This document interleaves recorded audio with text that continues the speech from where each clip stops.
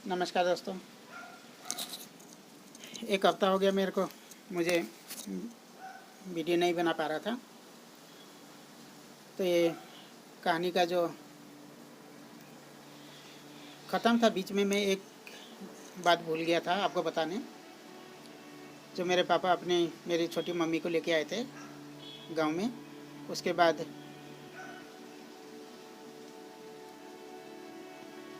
बाद जब घर पे आ गए, कम से कम 2-3 साल रहे। 2-3 साल के बीच में उनको बहुत उथल पुथल हो गया। बड़े पापा का, जो मेरा ताई जी है बड़े वाले, उनका घर था, क्योंकि वो स्कूल के मास्टर थे, उनके पास पैसे थे, घर था। और मेरा बीच वाला जो ताई जी है, उनके पास जो घर है, अपना जो दादा दादी का जो घर है उसमें रह रहे थे। तो मेरे पापा जो है अपने दूसरी शादी करके बेटे साथ में लेके आए। उनके पास कोई घर नहीं था। घर पे लड़ाई झगड़ा होने शुरू हो गई,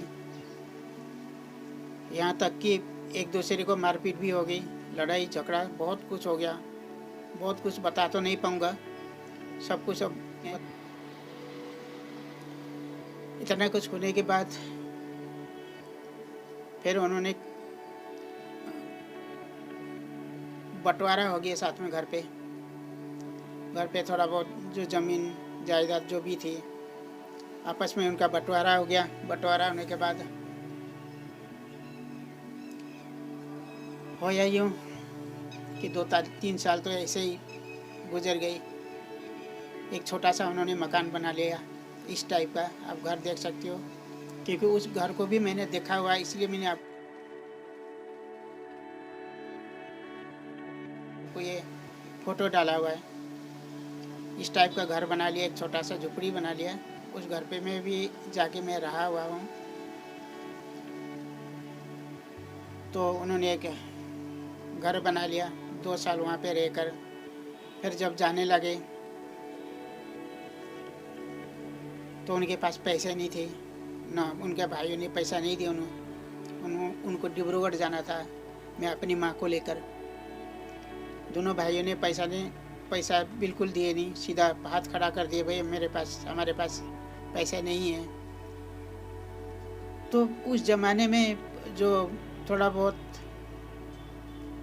जो ज़मीन वगैरह मिली थी, उसमें से जो मूल ज़मीन है जहाँ पे उपजाऊ होता था, जैसे मकई, धान, जीरी जिसको कहते हैं, धान कहते हैं, वो ज़्यादा होता था। उस ज़मीन को इन्होंने गिरवी रख दी।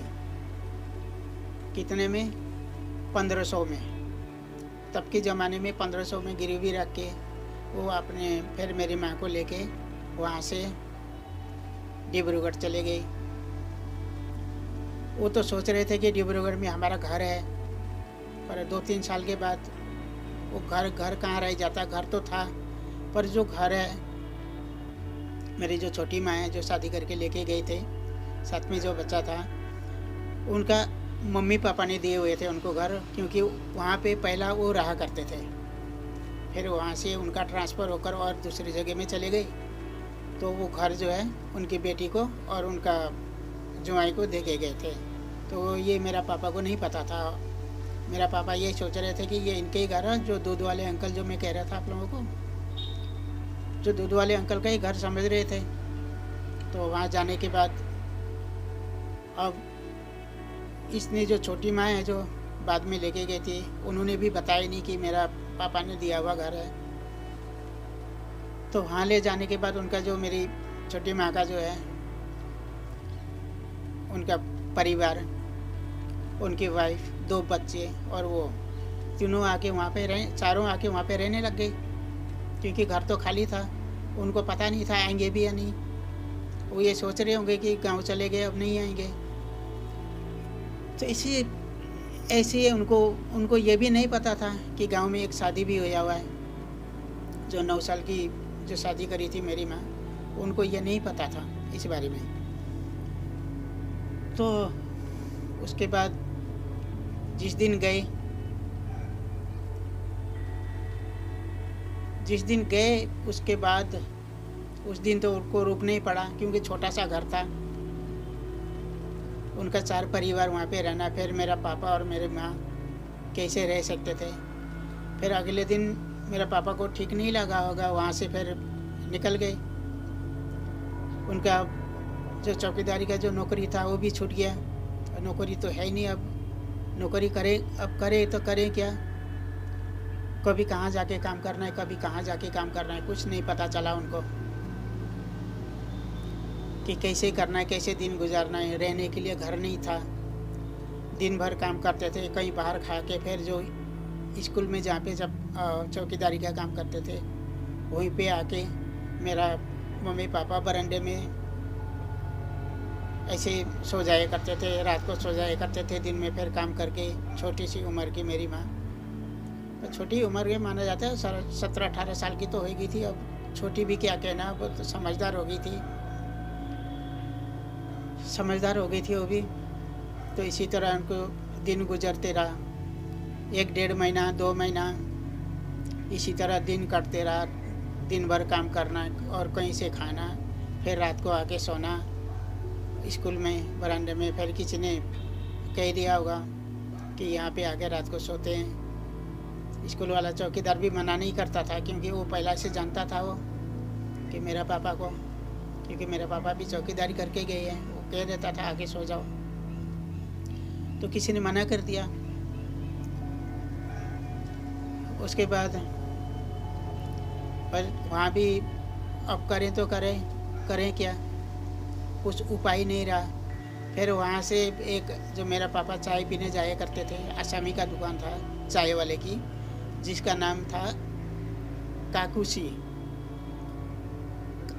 आसामी का भी ना अलग अलग नाम होता है, काकुशी होता है, केरेंगा, भोतो, पेतला, पता नहीं क्या क्या नाम होता है। ये मैं आपको ये बात में बताते रहूँगा कि तो ऐसे ऐसे नाम होती है।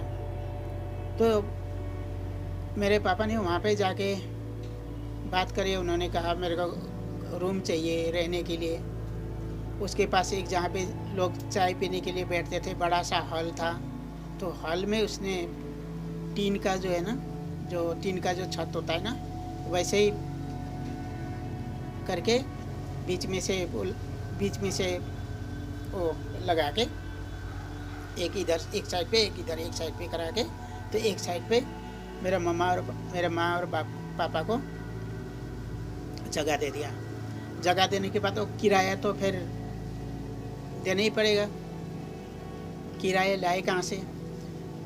तो इसी तरह मेरे पापा ने और दूसरी जगह में काम ढूंढ लिया, थोड़ा बहुत काम करते रहे। तो रात को जाके वहाँ पे सोया करते थे। और अचानक ही उस वहाँ पे जो काम किया करता था लड़का काकुशी के चाय वाली दुकान पे, तो वो चला गया वहाँ से। तो मेरे पापा ने कहा कि अब वो चला गया है तो दूसरा क्यों रखोगे, चाय चुई देना होता है स्कूल में, कहीं पहुँचाना होता है चाय।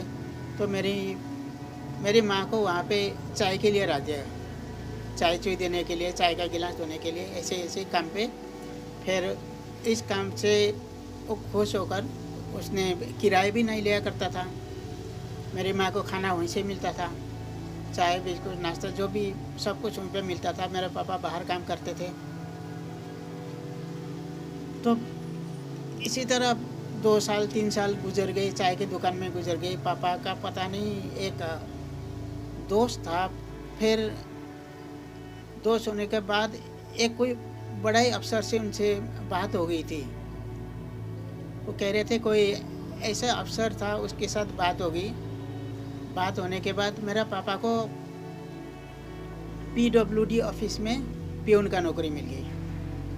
फिर PWD ऑफिस में पियून की नौकरी मिलने के बाद तो सैलरी भी बढ़ गई। तो मेरा पापा मम्मी दोनों खुश, फिर भी चाय वाली दुकान में ही रहा करते थे।